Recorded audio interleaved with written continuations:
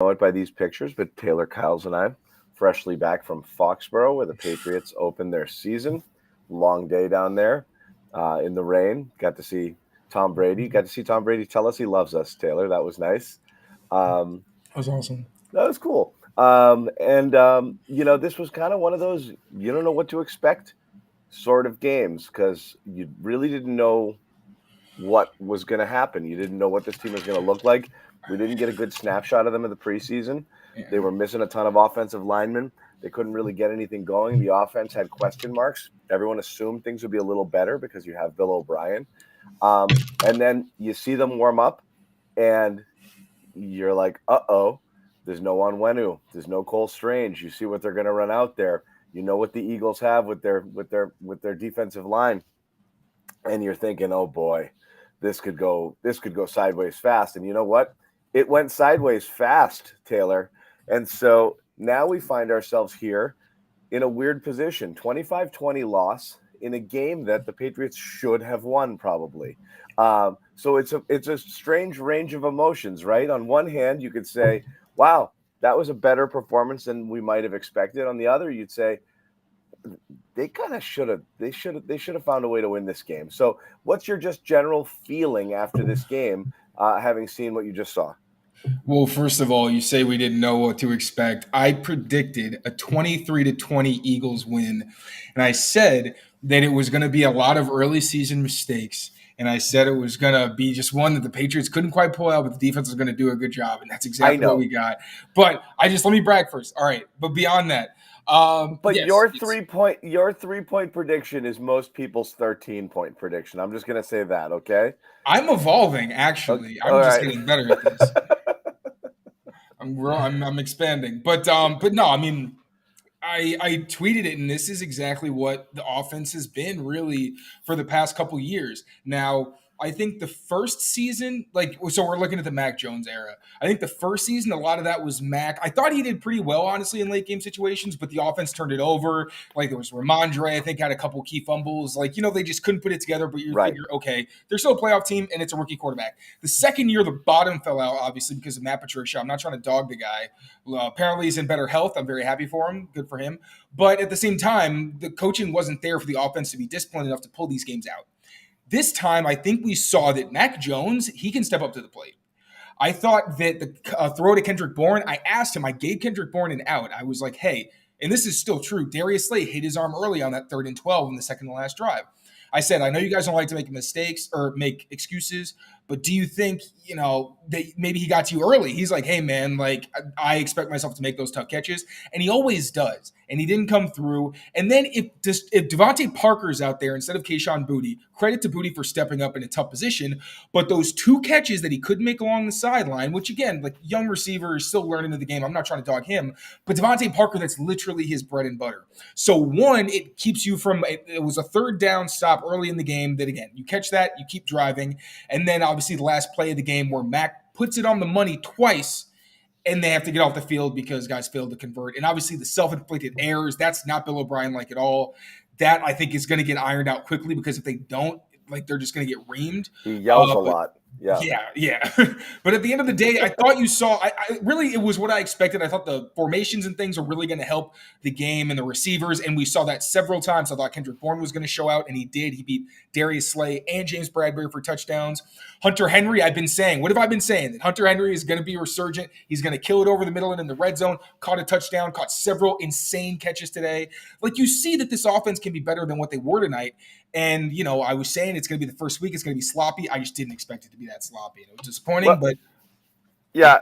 And again, I'll go back. I'll go. I've been back and forth on it because I didn't. I thought this was going to get away from them early. I really did. I didn't think. I also didn't think a bad performance on week 1 would mean that they would be bad forever. I just thought the Eagles are a fully formed team. On paper, both sides of the ball. The injuries, the offensive line. It's just going to be another, just like the preseason. It's going to be, even if they have some things going for them, there's just going to be personnel issues that are going to prevent them from being able to remain competitive in this game. Reality is, after they did what they did to start with the deflected throw and the pick six, and then obviously the Zeke fumble that leads to another touchdown there. And they go down 16-0 early. I mean, they really outplayed Philadelphia the whole way through. Where I've been back and forth in my mind, Taylor, I'm not sure how you feel about it, is did they squander an opportunity here to beat a Philadelphia team that might have gotten a little complacent after going out early and is also breaking in 2 new coordinators and didn't really do what they do? It's amazing that for periods of time they just didn't go to their go-to guys. I mean, you've got A.J. Brown, you've got Devonta Smith out there. I just feel like they weren't utilizing their weapons. They weren't operating anywhere near full capacity of what you would expect that offense to be. And credit to the Patriots defense for doing what they did there, because they did make things uncomfortable. And the secondary, I thought, played well. We'll get to Christian Gonzalez, who was great. Actually, all the rookies were great. Gonzalez might get headlines because he makes that big stick late in the game, and he also had that sack on the corner blitz, but Keon White might have been better in this game for what he did. And again, curious your opinion there, but I thought he was a consistent presence in there, and he played a big role there. Mapu got in there as well and got involved. Mario Douglas was clearly heavily involved offensively. So they got a lot out of the rookies, but they definitely got a lot out of their defense. So credit there too. But I do wonder if this was a Philly team ripe for the plucking, and they kind of missed their shot here. I mean, they definitely missed their shot. Especially, I think early. I think they didn't pass because of the weather. Like we saw, the weather was screwing the Patriots. Like they had drops, they had errant passes. And I think the Eagles were like, all right, we're just going to try to run. We're not going to try to make this a throwing game because we don't need to. And I think that was what contributed to a lot of them being slow early. Yeah. You saw them start to get A.J. Brown and Devonta Smith early involved more in the second half, and they did have success, but the Patriots didn't give them the downfield stuff. No, which they is let what them was have scaring some the hell stuff out of me. underneath. Right. Gonzo.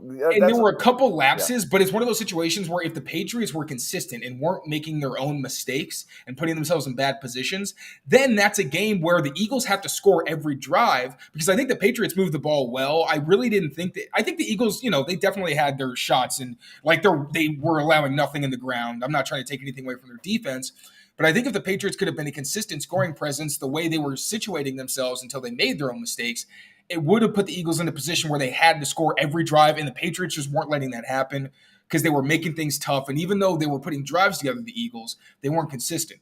Yeah. So, I think they missed the opportunity. Do we want to talk about the rookies too? Because I love the rookies. We'll start with, I wanted to kind of hit a little bit on everything because there were some surprises here. I think you got to start with the offense, though, before we go back to the rookies. And the two things that I would say the biggest standout thing in this game to me was the offensive line, which was the most shocking thing that happened all night. Was that this offensive line, did they give up one sack? Yeah. One sack. Oh, I think they did. Actually, no, I'm thinking of the Mavi quick pressure. I'm not even sure. They gave up at least a couple sacks, but I don't know if they were really on pressure or coverage. I'd have to go back and check. They held up really, really well in this. Yeah. I remember that Mafi gave up a quick pressure that forced Mack to roll out, and that was an incompletion on the sideline to Booty. But offensive line evaluation two sacks all game. Okay, two sacks. Yep. I'm not gonna lie, I don't remember exactly how those went down. I know one was for sure a coverage sack. One was very late. But yes. I think City So lost a 3rd and 3 run that they had late. He just got stood up immediately, and it gave the run no chance. So there were blemishes that I noticed, but again, for the most part, I didn't notice them in a bad way. Like I can remember the 2 plays where they stood out poorly. So I think you have to chalk it up until you can really, I'm a film guy, so I like to be able to see the end zone, really see what those guys are doing on a snap-to-snap basis. The run game struggled, and I don't know how much of that was poor execution from them versus the Eagles just have a dominant front. I think it's probably a bit of both, more the latter. But pass protection was surprisingly not an issue today, and I thought that was huge. I think City So was better at guard anyway. It's where he played mostly in college, and clearly he's getting up to speed playing on the edge in the NFL. But Mafi had a pretty strong preseason, and I think City So is a talented player who's better off inside right now. And, they really kept the offense afloat when they had no business being in that game without Onwenu and Strange. Like that scared the hell out of me. So you look at it here. They give up the 2 sacks, and they're missing 2 starting offensive linemen here, and you've already got question marks at the right tackle position. I thought they held up well there. as well. So you got Mac doing what he did, which is 54 pass attempts, which I don't know that we saw this in the game plan here in terms of what they wanted to do. I don't know if they set out this way thinking this is what they wanted to do, but this is how the game evolved. And as you said, there wasn't much room to run. Stevenson couldn't get anything going. They tried to work Zeke in a little bit. It just there really wasn't much there at all. So Mac throws the ball 54 times, goes over 300 yards, throws 3 touchdown passes. Made some really, really good throws after a really slow start. And again, you're going to have to look at it, and I'm sure you'll dig deep into it. But your overall snapshot performance on how Mac played, because he left some out there too. Yeah, like I think he mentioned that there were plays where he didn't probably read it right, or his eyes weren't in the right place. Right. I think I believe it was a 4th down. It was one late down in the game where he looked to his left to the bunch, and it looked like there was a lot of just contact. Hunter Henry and Juju ran into each other. I think that was his first look, and then he got pressure and kind of, I don't want to say panicked, but it looked like Kendrick Bourne might have been open behind the coverage to his right, and he didn't see it. Obviously, the high throw, he admitted the pick 6 was a high throw. Obviously, that's a worst case scenario. Like, people get away with bad throws. You just pray it doesn't end up in the ball so long it gets intercepted. But at the same time, I thought he made more than enough throws to make up for the mistakes as well. And he was the reason they stayed in that game. Like, like you said, the film is going to tell the true story, but I wouldn't say Mac Jones was a reason that they weren't in that game. He was every reason that they were. I thought that just little bits and pieces around him didn't come through when they needed to. Like I know Demario Douglas had some great catches. He was 4 for 40, but there were also a few times where he and Mac didn't seem to be on the same page. So those were like lost plays. Kayshon Boutte, looked like 1 or 2 miscommunications to him, and then he couldn't make it on the sideline. Kendrick Bourne not coming up. I think there was one where he was short, and obviously the 3rd and 12. So, guys definitely could have done more for him in critical situations, but I'm sure that he wasn't perfect either, and I'm sure he's right that there were times where his eyes maybe didn't put him in the best position to succeed on certain plays. Yeah. But again, you have to look at it relative to last year and what you saw from Mac. Oh yeah, totally different person. Totally different looks person. like, and so that's kind of what, is it perfect? No. Could it get better? Yes. But again, we're talking a guy who at times last year, people wanted a practice squad player, a below replacement level player to replace him. I wasn't one of those people. Just to it's fine. They were so fed up with it, right or wrong. But he clearly took a step back. Is this closer to year one? Is this is this even slightly better than what you remember? I was going to say this is past year one, because he looked great in the pocket, and I think the combination of consistent pressure and the fact that his offense wasn't functional and didn't give him answers like Bill O'Brien's offense does, those are the reasons that Matt crumbled under pressure. Because in college, he was fine throwing under heat. Like, he didn't have a big weakness outside of his physical limitations. It was like, he's smart, he's a point guard, he's going to get the ball, he's going to find the matchups, blah, blah, blah. Last year didn't put him in position to do any of those things. Now, even when the pressure does kind of get home and he feels it, you can see he's more confident he looked nimble in the pocket. He used his legs several times to extend plays. We saw flashes of that last season, but again, he was forcing things. So the bad really took over, even though there was a ton of good with him scrambling. Like, by next gen stats, he was the most elusive quarterback. Like, obviously, it's not exactly, he's not the most elusive quarterback in the league, but relative to the number of times he was pressured and got out of it, he was statistically the most elusive. So there's something to that. That's like the Sam Hauser led the league in defensive rating sort of stat. But he was running a lot last season, and I think there was more mobility that he showed than he got credit for because he forced things. So he did. And I will say that, you want to see Mac under pressure. How's he doing when it's on schedule? Is he finding the right guys? He's finding the right guys all these plays. Like, him and O'Brien are really in sync. And again, it's the giving him answers to the test that I thought was going to make Mac the best version of himself, because O'Brien will not put you in position where you're basically just wasting it down. And I think we're seeing Mac confident, and I thought he, for the most part, looked really good. He looked like a professional quarterback. He looked confident. He didn't look shook. And again, how much of it, we're going to say this 100 times because, I don't want to dog Matty P because, the iteration of Matty Patricia that we saw last year doesn't do justice to the Matt Patricia that once served this franchise well. So people do feel bad to kind of heap it all on him. But the reality is there was no trust and no confidence last year. And that obviously had to affect Mac. The question was, how big an effect would the Bill O'Brien effect have on this? Like, yes, I mean, all preseason long, all training camp long, almost every single soundbite was along those lines, right? Taylor was it's kind of it's professional, it's tight, it's like we know what it's like. It's obvious he knows what he's doing. Almost everything they said about Bill O'Brien was a referendum on the previous regime and the way that the offense was run last year, which was a total freaking clown show. So yes, we knew it was going to be better. The question is, how much better, and is it good enough to overcome some personnel deficiencies, which would be an O-line that's still kind of playing its way into shape and into proper health, and a less than dynamic receiving core, which again, they got good performances out of Kendrick Bourne. Hunter Henry is definitely his new binky now that Jacoby Myers is gone. And I think that's going to be a security blanket for Mac and someone who's going to make plays for him. But you're the fact that you're relying on Boutte, and again, Parker is out, to have to make a couple of plays late in the game, that's not necessarily great. They're still going to have to battle some personnel issues, which will, I think, limit what they're able to do. But Mac looked like he knew what he was doing out there, and I think that that's what people wanted to see was, okay, he looks like an NFL quarterback. It's not the guy that was kind of like, I mean, flat out he was missing throws last year. He just looked bad all around. It wasn't just the offense. I think it was a lot of it was on him too. I mean, I agree. I feel like I'm beating a dead horse at this point, but yeah, I think he's significantly better.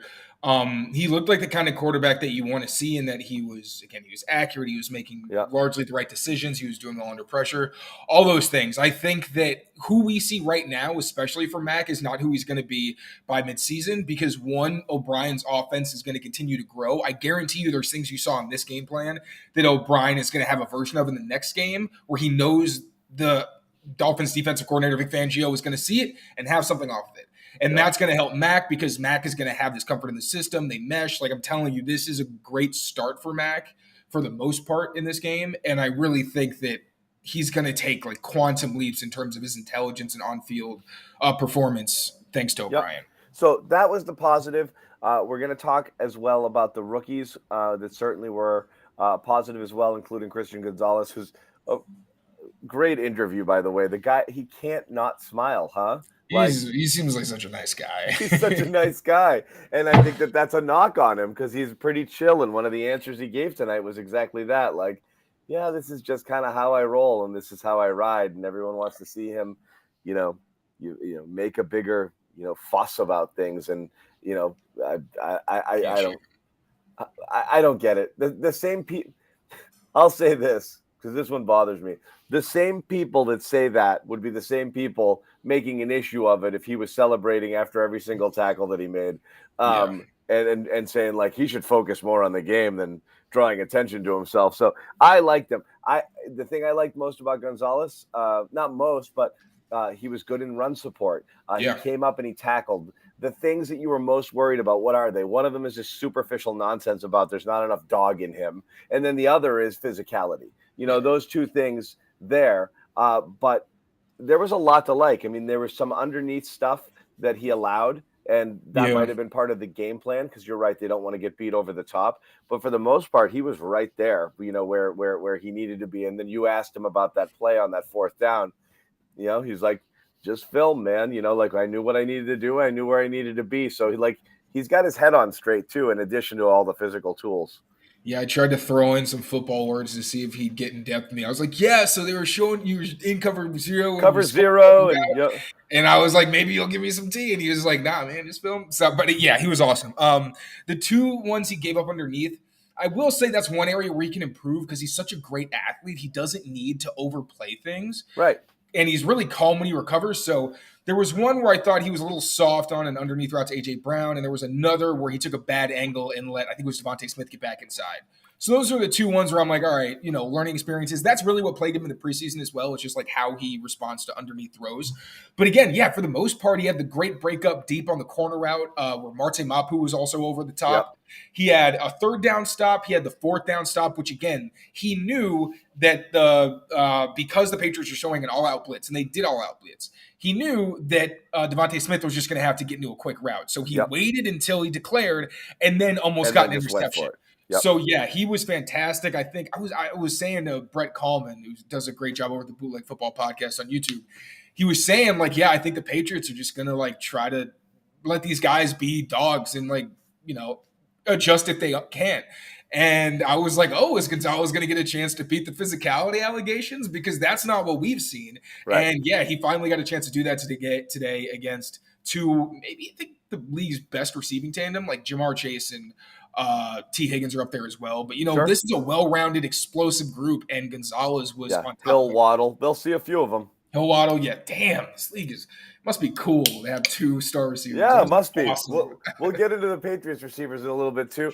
Your thoughts on some of the other rookies? Keon White, I mentioned earlier, and obviously, on the offensive side of the ball, definitely a little bit out of DeMario, who was used, with Parker out, a fair amount.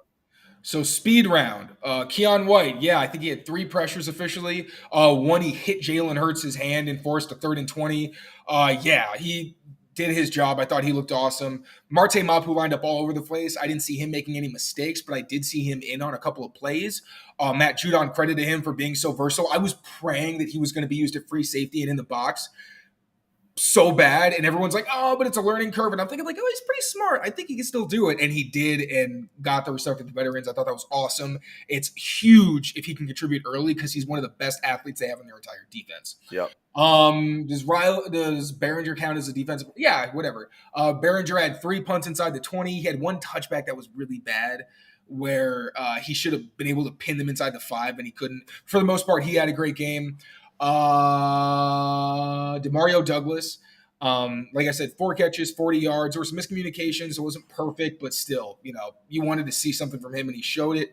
Also kind of concerning that Juju didn't seem to play in the second half. Wonder what that's about. Yeah, so that I want to get there, and I want to talk about that because I think I covered everybody pretty much. Yeah. No, that was interesting. We'll get a little bit to Juju. We'll get to a couple things, including some game management issues. That again, we talk about this game as we're gonna. I'm sure there's going to be a bit of a moral victory parade going on because again, this was a really good team that I think some people out there, not Taylor. Taylor knew exactly what was going to happen, but some people out there.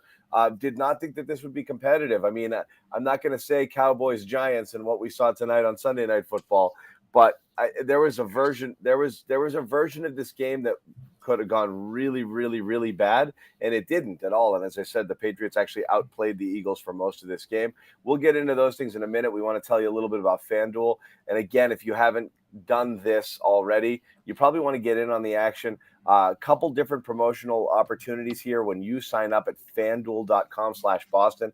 That includes betting $5 to get $100 off the NFL Sunday ticket. So if you were kind of having a little FOMO today and you couldn't catch all the games and you're thinking about pulling the trigger on an NFL package, this is a great way to get you started. Again, $5 gets you $100 if you sign up at fanduel.com/Boston. Also, you can get $200 in bonus bets if you sign up over at FanDuel. So check that out. Make sure you do it.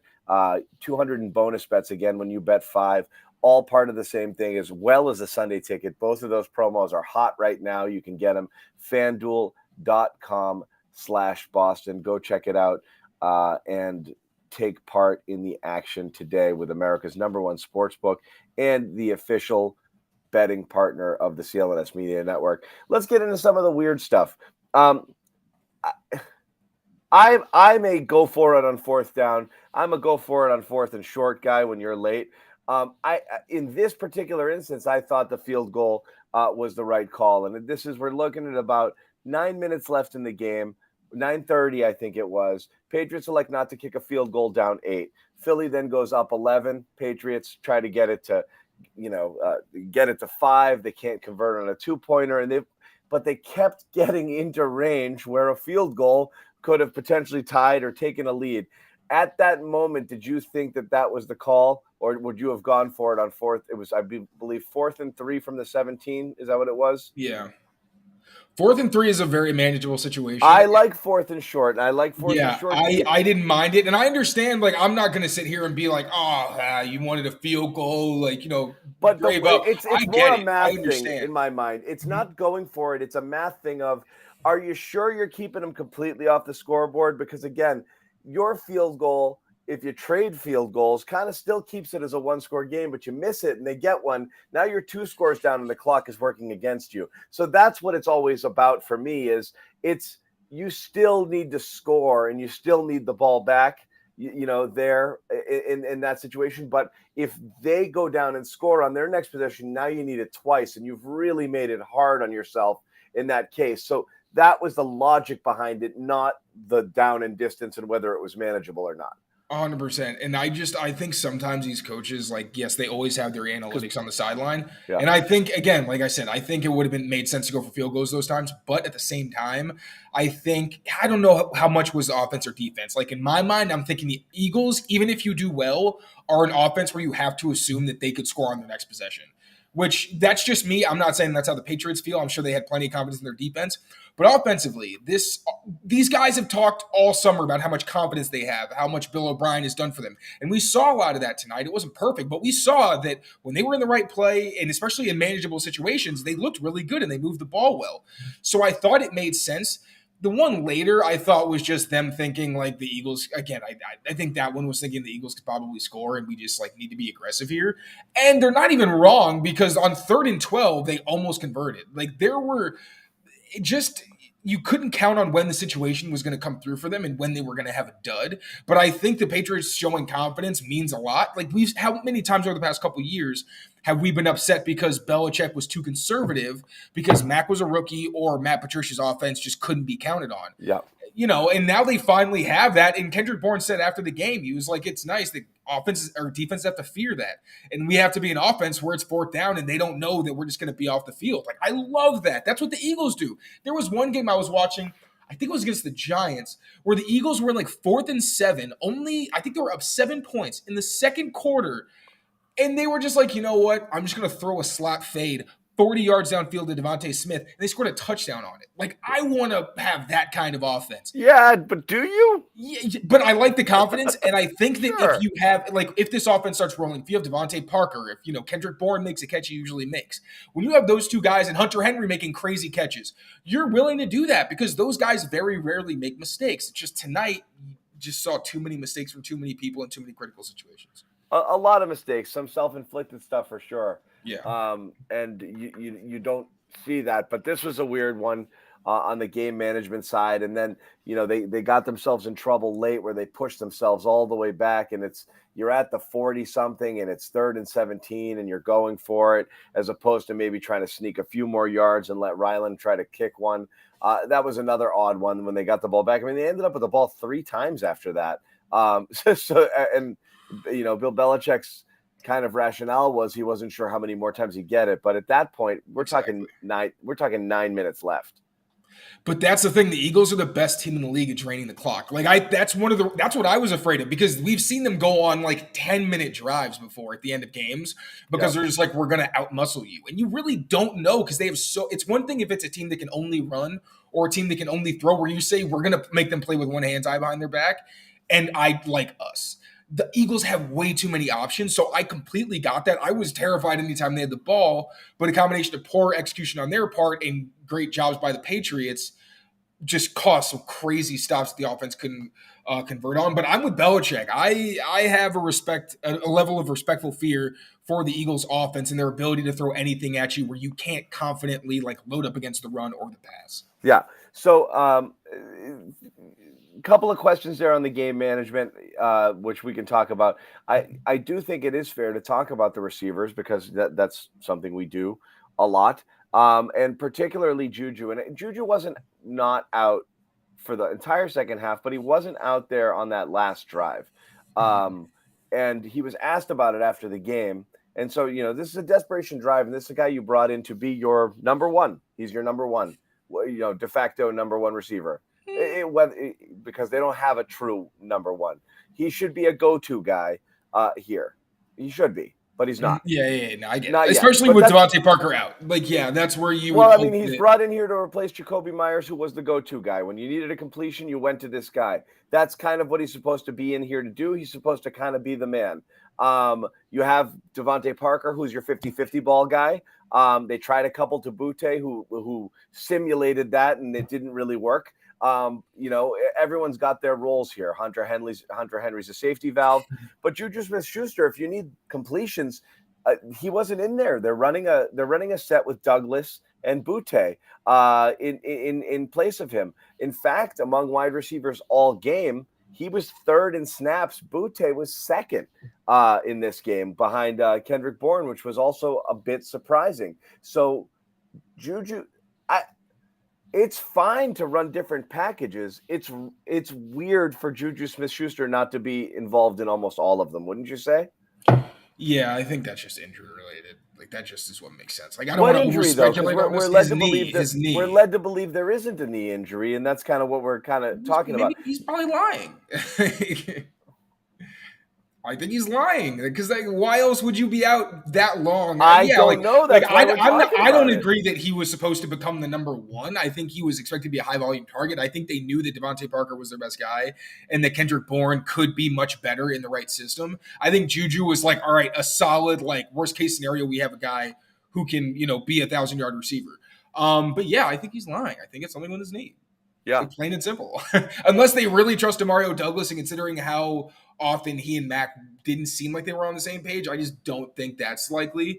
And it's not like the Eagles are playing so much man coverage that I'm like, okay, you need Demario Douglas as a separator. Like I thought especially with all the bunches and stacks they used, they're basically just playing with rules. They're not really playing man or playing zone. They're going into a certain area and getting picked up by certain guys. And those bunches worked for them. It's just, but again, it was curious. Someone asked about that. He played the third. Yeah, someone did. And that was a good question. But again, in terms of snaps, he was third on the team behind Bourne, 73, Butte, 55, Juju with 43, Demario Douglas 33 among the wide receivers. And I think Booty was just like plugging in like you're Devontae Parker this week. That's why he played so exactly. Much. Routes run, he was tied for third with Demario Douglas. With 27 targets, he was tied for second with Demario Douglas as well. He had one drop where sure Mac could have put it in there better, but he probably's got to come up with that as well. But he wasn't impactful at all in this game, and then he was out. So there's going to be chatter among Juju. And if he is in fact hurt, well, you know what? That's some damaged goods there, and that's going to be a problem as well, Taylor. Yeah, I know you don't want this to be, but it might be. But yeah, I mean, sure. I think that really, especially we saw how much 2 running back sets they used with Zeke, and I wanted to talk about this during camp. A little too much Zeke in there. I think they were.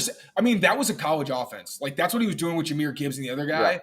Yeah. So I think that really he was just trying it, and I think they really do like Zeke. I thought the fact like Zeke didn't look good. A lot of it was because he was mostly running. He didn't. And neither one of them could run very good. I thought, he had like highlights. I'm just saying that it looked kind of funky. I think the screens they just were doing too much. I understand they needed to protect their linemen, but he got to a point where it's like you can't keep putting yourselves in these positions where you're basically it's a dead play because they're reacting to it so well.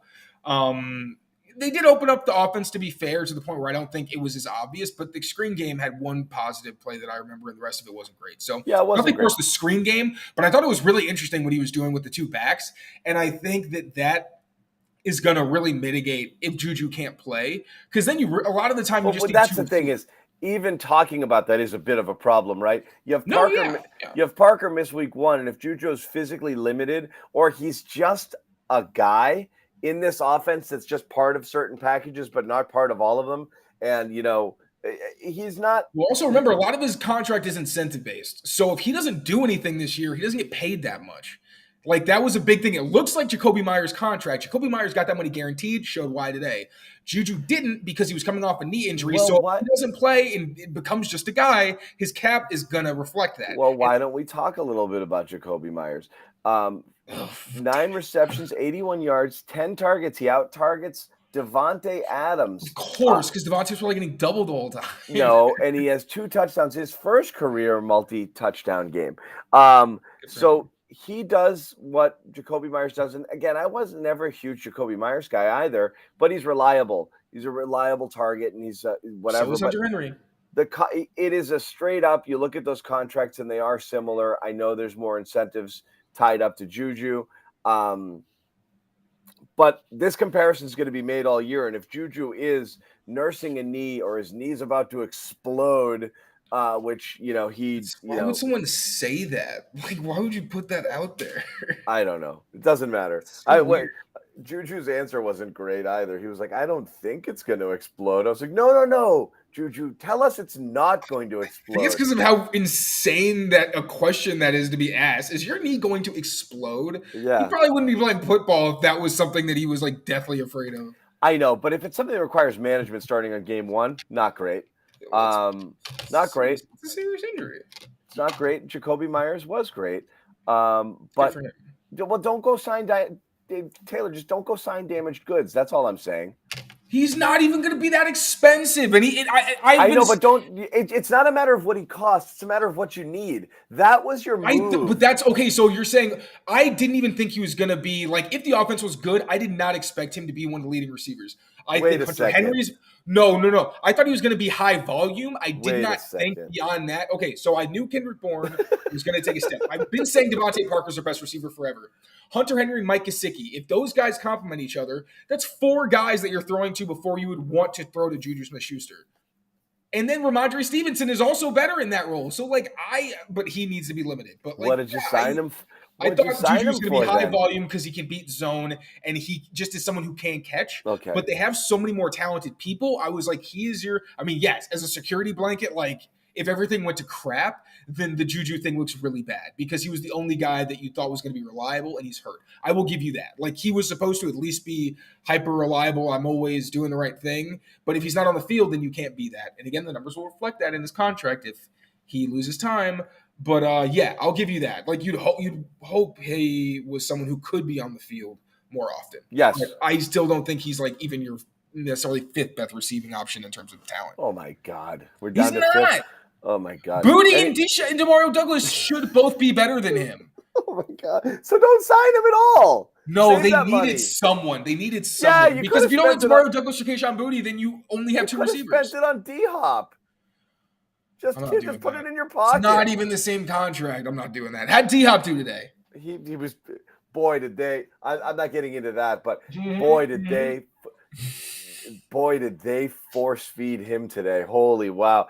13 targets, twice throws to him were intercepted, ended up with 6 receptions. That's the fear with a guy like Hopkins, is that you got to throw him the ball because he demands the ball, but he was covered all game, and he still had 13 targets. Who said he can't separate from man coverage anymore? I know, but he still had a good contested catch rate, and he still and I also said that, but I also said he can't separate. And his metrics were decent. A lot harder.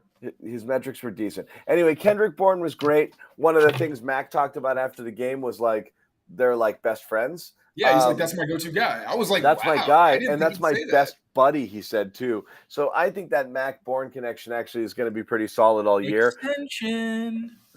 That's why you don't spend money on Hopkins, because you pay your own people. Hunter Henry, Kendrick Bourne.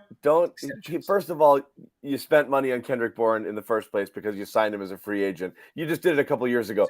All we're advocating here, Taylor, is signing guys you like. So if you like Kendrick Bourne, sign more Kendrick Bournes. Yes. Don't sign guys whose knees are exploding. That's all I'm saying. I'm not saying his knees exploding, but don't sign question mark guys. Everyone's a question mark guy. The Juju thing might be nothing, but it definitely is something that bears watching. Yeah, sure. For sure. But Bourne looked good, so it's nice to have a more dynamic piece of that offense there. But, like, what's the ceiling on this offense? Like, I'll ask you this. You work out some kinks, you could be more of a well-oiled machine. But downfield, I don't know what you're able to do here. What do you think? Like, I think Devontae Parker is like that's why I said he was a huge loss. He is I don't really care who's covering him. If he's one-on-one on the outside, I'm throwing to him deep. if you leave him one-on-one, and he's usually going to win. Like, it doesn't really matter who it is. So I think that, and I said that was a big miss. I think Kendrick Bourne, though, still had plays downfield. He showed what he could do. I think we just didn't see Hunter Henry much as like a downfield guy where like he's ripping up the seam, but he had a couple catches over the middle. I think Mike Gesicki could be more of a downfield threat than he was used as, but it's very early. I think they're just seeing what guys can do. I like to see Mike Gesicki stretch it a little bit because the dude can run, and that's what he is, you know? And I think Bill O'Brien, like when we say put guys in position to succeed, I think that is where he comes in. Where, no, if you line up 2x2 spread look where you have 2 slots and 2 outside guys, if you ask everyone to separate, like, no, they're probably not going to. But if you give them the advantage of knowing, like you saw with the touchdown to James Bradbury.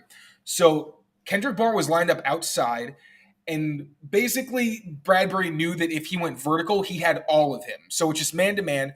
So Bradbury thought he was going deep, turned his hips toward the sideline, then Kendrick Bourne breaks underneath on a post, and he burns the guy. And then you saw later he burned Darius Slay on a double move. It's like when you put him in those positions where he can just craft guys up with his routes and set them up, he's a downfield threat. If Parker's one-on-one, he's a downfield threat. If you get Gesicki and Hunter Henry on a slot or a safety, you know what I'm saying? Like, sure. O'Brien can make them downfield weapons, and I think that's where Mac excels, where he wants to be aggressive all the time. So if you give him that matchup, it's going to set it off in his head, and he's going to go after it. And then we'll see if they can be consistent. But I think this can be not like a 40 passing yards whenever we want kind of offense, but like, yeah, we're going to get a first down and then some pretty consistently if we want. And we saw that, like how quickly he was putting drives together. Ramondre Stevenson obviously had the 2 big gains underneath because of poor tackling. But at the same time, like you see how quickly this offense can move down the field when all things are clicking. So yep. I think their ceiling is like a top 12 offense. They were top 10 when Mac was a rookie. And that's, that was without Devontae Parker, Cole Strange, Mike Nwenu. And they looked good when they weren't screwing themselves over against a good defense that, albeit, wasn't called the best. I think they probably could have been put in better positions themselves. But yeah, for the most part, I thought there was a lot of exciting big play potential from this offense. That should only be getting better. Okay, and so we've spent the time we've spent a lot of time on the offense because, again, I think that's the biggest question mark, and that's the thing that's going to get the most talk. But let's ask about it. If you say it's a top 12 offense potential, how good can this defense be? Was this emblematic of who they are? Can they be better? What stood out to you as far as what the defense was able to do against, again, a team that has a terrific O-line, 2 of the best receivers, one of the best receiver tandems out there, and a quarterback that can beat you in a lot of different ways. Yeah. And a team that honestly just, what I thought, Taylor? I thought for sure one of the things that we would see is kind of a boring game, but one where the Eagles would just run, because the Patriots have not been terrific. In the preseason, they weren't great either. And they were giving up more yardage than you wanted in the run game. I thought that's where Philly was going to make their bones here, not flinging it all over the yard. I thought they were just going to kind of exert their will and just run it. And that wasn't the case.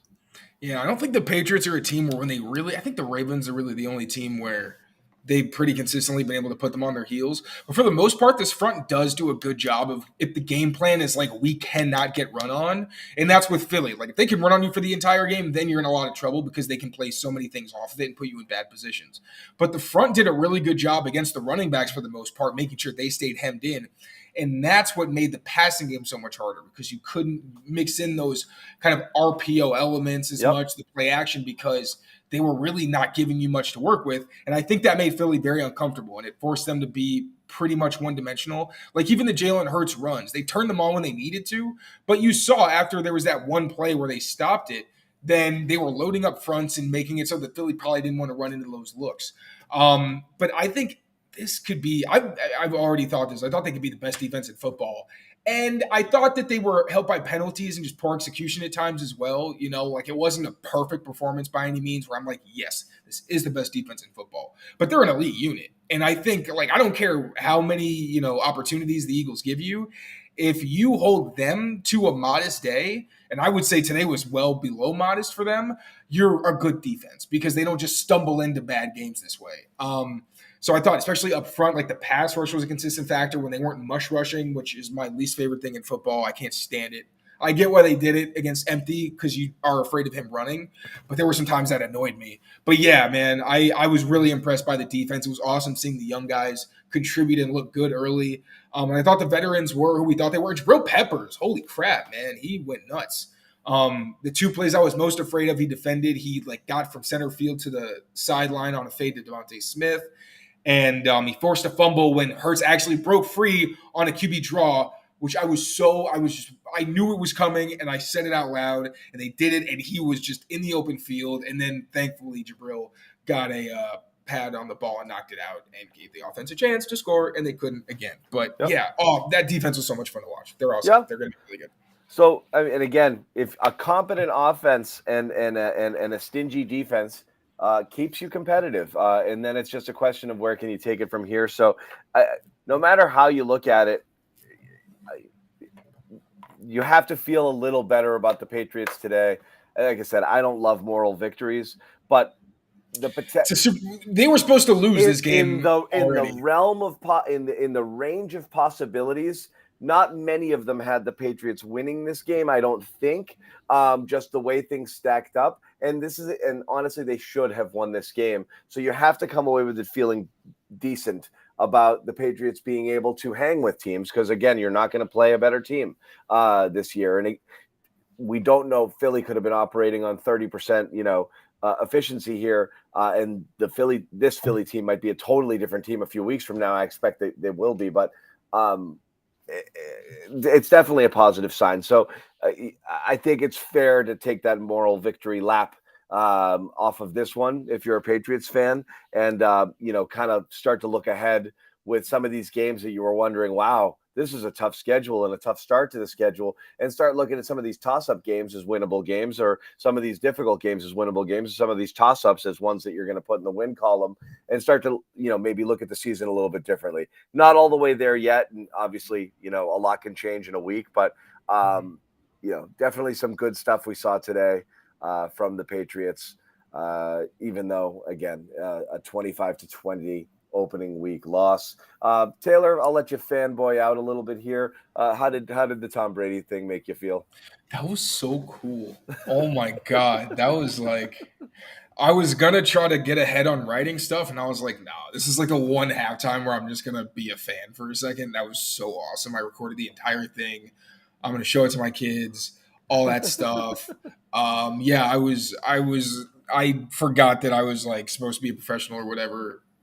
Really cool seeing that relationship is on good standings. We've known it is, but it ended on kind of crappy terms. So, hearing how passionate he is about the fan base and how much, this place means to him, it was really, really cool. I've always said this, and it's weird because the Tom Brady thing I'm not going to say it was borderline estranged, right?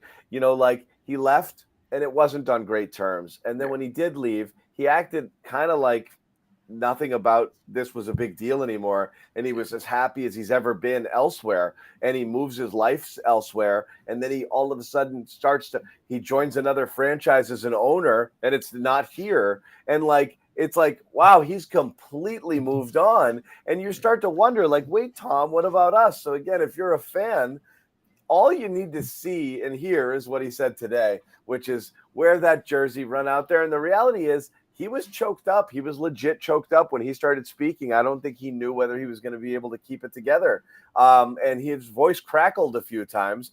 And I've said this from the beginning of time. And I have this conversation when it comes to, with our Celtics people about, the current Celtics roster. The most beloved athletes here aren't only the ones that win. They're the ones that love the fans back and the whole Boston or New England experience. And they talk about what it means to them and how it shapes them. And when they leave, they relate to this, Mm-hmm. Doesn't matter if they played other places. This is where they always harken back to the Boston days. And you've got guys of all different statures. You've got people as, Hall of Famers like Kevin Garnett, and even small bit guys like Kevin Millar, with the Red Sox in 2004. But this was it. They loved it here. And that's what makes you love them more. And for a while with Brady, you were starting to think I don't know if he Hate likes us, us? and so that had to feel good for the fans, and that was a good moment, even though it was a short ceremony. But it was nice to see, like, it just something wasn't right with the universe all these years where Tom Brady was just some other guy elsewhere with no affiliation or even seemingly loyalty to the Patriots organization. It just felt weird. So nice to see it kind of come full circle here for Tom and the fans. And short ceremony, but I think they dug it. And I enjoyed it too. Agreed. Yeah, I could go on and on, but yeah, that was a really, really cool moment. Yeah. That was awesome. Yep. Okay.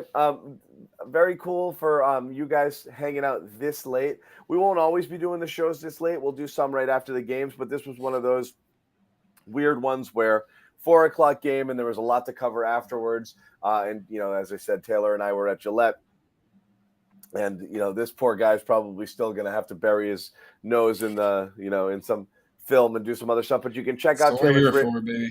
Yeah, you can check out Taylor's written work at CLNS Media, also the Patriots Daily podcast, which will, you're going to have a few times this week when we get some film breakdown of this game, what we liked, what we didn't like, and then Taylor's going to dig into Miami. Is Miami, right? Yeah. Miami as well, who's coming to Foxborough next week, so that should be fun. Also a fun matchup. They put up another pair of friggin' great receivers. They put up some numbers today, and Tua looked pretty sharp, so that'll be interesting as well.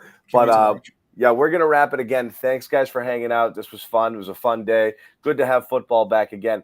If you haven't already, please check it out. If you're interested in this sort of thing, no pressure, obviously, but really good deals available, especially if you go through our site here and our special offer, our URL, fanduel.com/Boston. If you do want to get in on the action, you can get a good discount on the NFL Sunday ticket where you can take in all of these games. And of course, you get 200 in bonus bets. It's just free money to play with and mess around and bet with. So if you haven't signed up and you would like to, this is a great opportunity, fanduel.com/Boston. Check that out.